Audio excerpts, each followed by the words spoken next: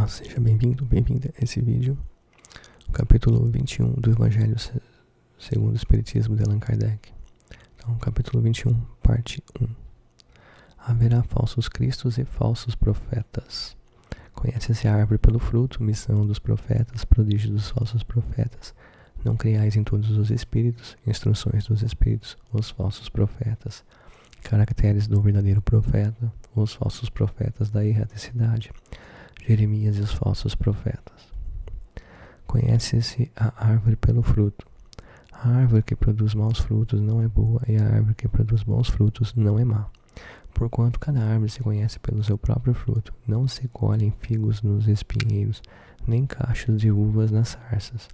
O homem de bem tira boas coisas do bom tesouro do seu coração, e o mal tira as más do mau tesouro do seu coração. Porquanto a boca fala do que está cheio o coração. São Lucas capítulo 6, versículo 43 a 45.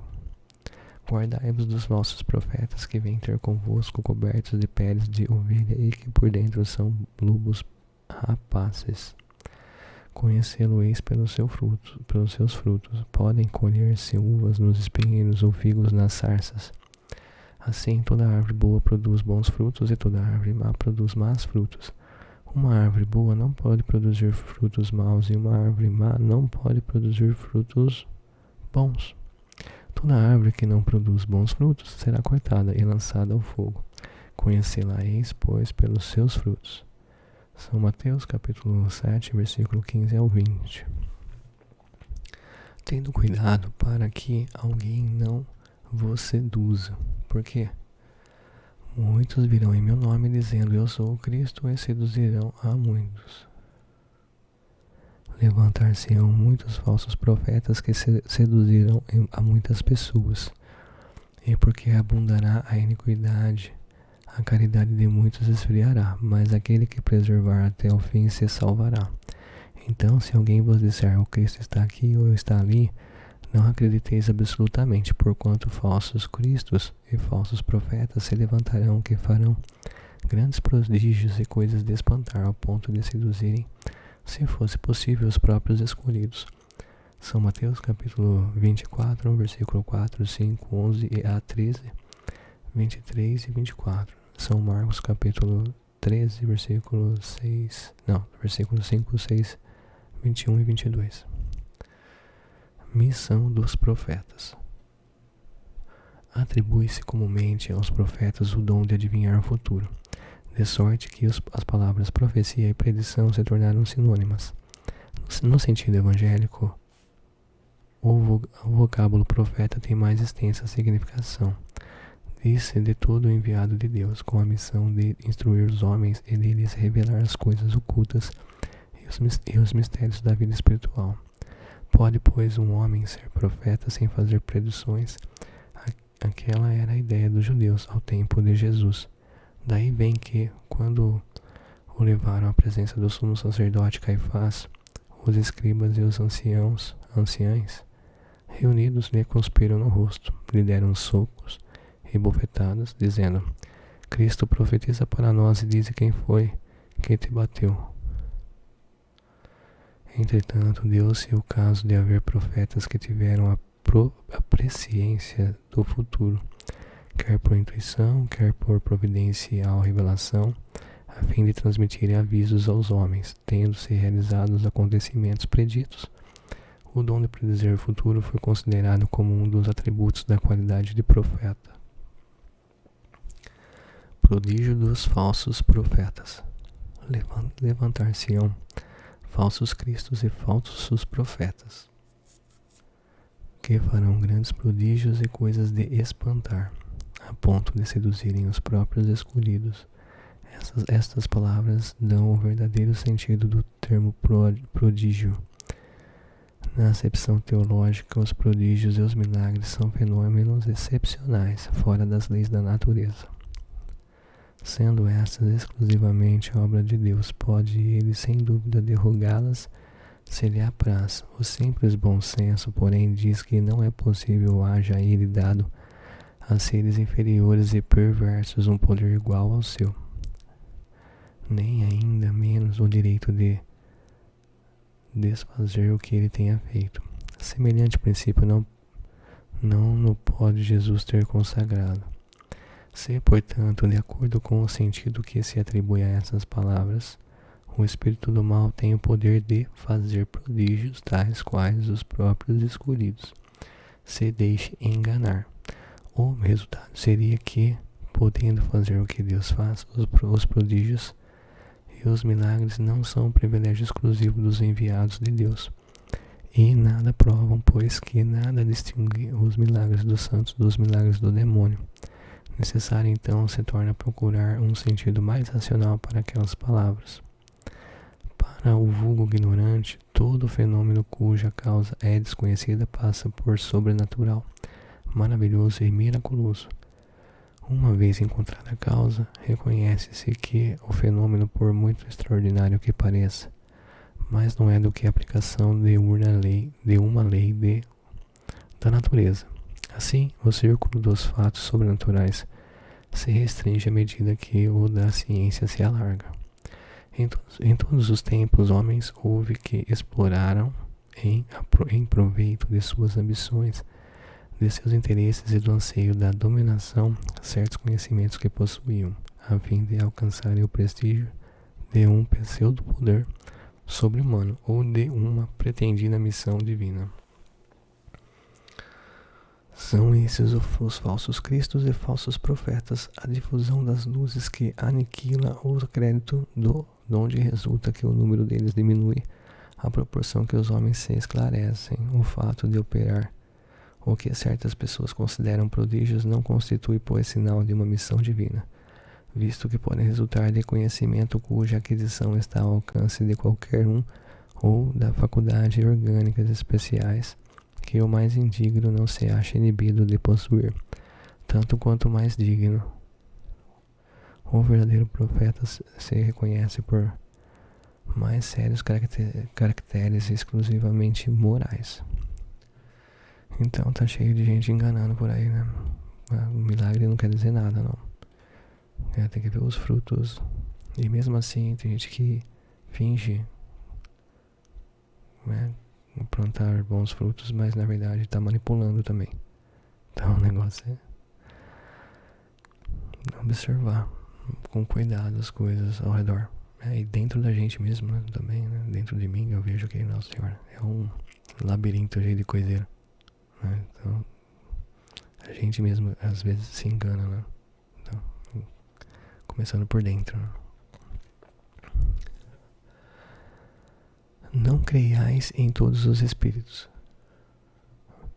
Meus bens amados, não creiais em qualquer espírito, experimentai se os espíritos são de Deus, porquanto muitos falsos profetas se têm levantado no mundo. São João, primeira epístola, capítulo 4, versículo 1. Os fenômenos espirituais, longe de abonarem os falsos cristos e os falsos profetas, como a algumas pessoas apraz dizer, golpe mortal desferem neles. Não peçais ao espiritismo prodígios, nem milagres, porquanto ele formalmente declara que os não opera. Do mesmo modo que a física, a química, a astronomia, a geologia revelaram as leis do imundo material, ele revela outras leis desconhecidas, as que regem as relações do mundo corpóreo com o mundo espiritual. Leis que, tanto quanto aquelas outras da ciência, são leis da natureza. A física quântica, a mecânica quântica, a ciência tem avançado bastante em muitos pontos, que muitas coisas que considerava milagre já estão sendo mais esclarecidas pela ciência. Então, como uma pessoa falou uma vez, que eu achei interessante, magia nada mais é do que a ciência não explicada. É interessante. Bom, voltando aqui. Facultando a explicação de certa ordem de fenômenos incompreendidos até o presente, ele destrói o que ainda restava do domínio do maravilhoso. Quem, portanto, se sentisse tentado a lhe explorar em proveito próprio os fenômenos, fazendo-se passar por Messias de Deus, não conseguiria abusar por muito tempo da credulidade alheia e seria logo desmascarado. Aliás, como já se tem dito, tais fenômenos por si sós não provam.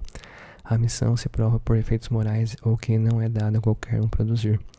E se um dos resultados do desenvolvimento da ciência espírita pesquisando a causa de certos fenômenos. Sobre muitos mistérios se levanta ela o véu. Só os que preferem a obscuridade à luz têm interesse em combatê-la, mas a verdade é como o sol, dissipa os mais densos nevoeiros. O Espiritismo revela outra categoria bem mais perigosa de falsos cristos e de falsos profetas, que se encontram não entre os homens, mas entre os desencarnados, e dos espíritos enganadores, hipócritas, orgulhosos e pseudo-sábios que passaram da terra para a erraticidade e tomam nomes venerados para sob a máscara de que se cobrem facilitarem a aceitação das mais singulares e absurdas ideias. Antes que se conhecessem as relações mediúnicas, eles atuavam de maneira menos ostensiva, pela inspiração, pela mediunidade inconsciente, audiente ou falante. Então, tá cheio, né? Pra quem já frequentou o centro espírita, eu já fui, mas eu nunca vi nada assim de errado, ao meu ver. Assim, em questão de espírito incorporado. Mas eu já frequentei em um lugar que era meio espírita, meio umbanda. Tinham diversos guias, alguns guias lá eu percebia que eram mesmo. Estavam incorporados para coerente o que eles faziam, o que eles falavam. Mas tinha um dirigente lá que incorporava, eu não acreditava. Falava umas coisas muito estranhas lá que, ao invés de trazer união para as pessoas, ao meu entender, não estava trazendo desunião, mas pode ser que eu estava enganado.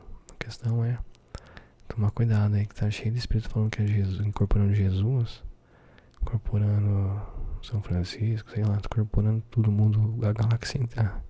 Estão incorporando a galáxia inteira.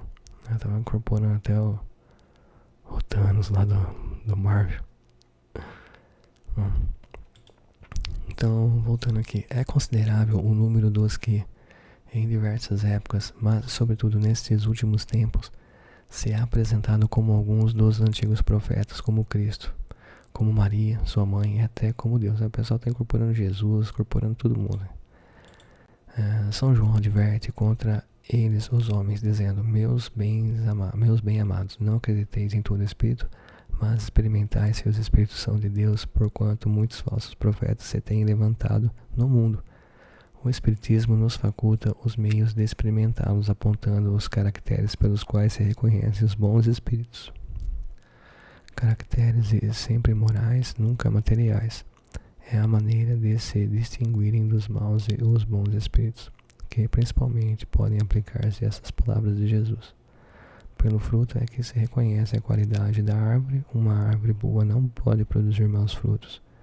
Uma árvore má não os pode produzir bons. Julgam-se os espíritos pela qualidade de suas obras, como uma árvore pela qualidade dos seus frutos. Instruções dos espíritos. Os falsos profetas. Se vos disserem: o Cristo está aqui, não vades. Ao contrário, tende-vos em guarda, porquanto numerosos serão os falsos profetas. Não vedes que as folhas da figueira começam a branquear? Não vedes os seus múltiplos rebentos, aguardando a época da floração? E não vos disse: o Cristo conhece a árvore pelo fruto? Se, pois, são amargos os frutos, já sabeis que má é a árvore. Se, porém, são doces e saudáveis, direis: nada que seja puro pode provir de fonte má. É assim, meus irmãos, que deveis julgar, são as obras que deveis examinar.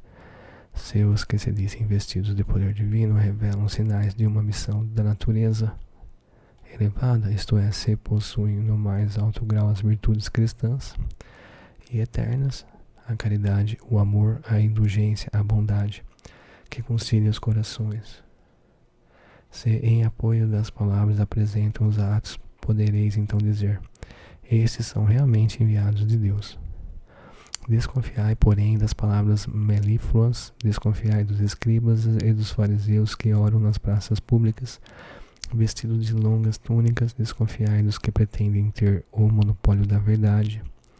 Não, o Cristo não está entre esses, porquanto os que ele envia para propagar sua santa doutrina e regenerar o seu povo serão, acima de tudo, seguindo-lhe o exemplo, brandos e humildes de coração, os que hajam com os exemplos e conselhos que prodigalizem de salvar a humanidade, que corre para a perdição e pervaga por caminhos tortuosos. Serão essencialmente modestos e humildes, de tudo o que revele um átomo de orgulho fugir, como de uma lepra contagiosa que corrompe tudo em que toca. Lembrai-vos de que cada criatura traz na fronte, mas principalmente nos atos, o cunho da sua grandeza ou da sua inferioridade. Ele, portanto, meus filhos bem-amados, caminhai sem targiversações, sem pensamentos ocultos, na rota bendita que tomaste. Ele sempre, sem temor, afastai cuidadosamente tudo que vos possa entravar a marcha para o objetivo eterno. Viajores, só por pouco tempo mais estareis nas trevas e nas dores da provação. Se abrirdes o vosso coração a essa suave doutrina que vos vem revelar as leis eternas e satisfazer a todas as aspirações de vossa alma acerca do desconhecido, já podeis dar corpo a esses silfos ligeiros que vedes passar nos vossos sonhos e que efêmeros apenas vos encantam o espírito sem coisa alguma dizerem ao vosso coração. Agora, meus amados, a morte desapareceu, dando lugar ao anjo radioso que conheceis, o anjo do novo encontro e da reunião.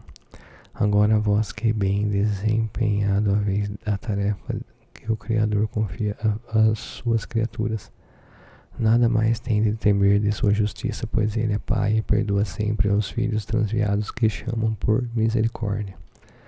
Continuai, portanto, avançai incessantemente, seja a vossa divisa a do progresso contínuo em todas as coisas, até que finalmente chegueis ao termo feliz da jornada, onde vos esperam todos os que vos precedem. Luiz Bordel, 1861. Aqui eu vou encerrar a primeira parte do capítulo 21. Aí depois, em seguida, eu vou postar a parte 2 dele. Aqui no canal eu separei uma playlist já desse livro. Todos os capítulos vão estar lá. Então é só conferir aí na parte de playlist do canal. Até o próximo vídeo. Tchau, tchau.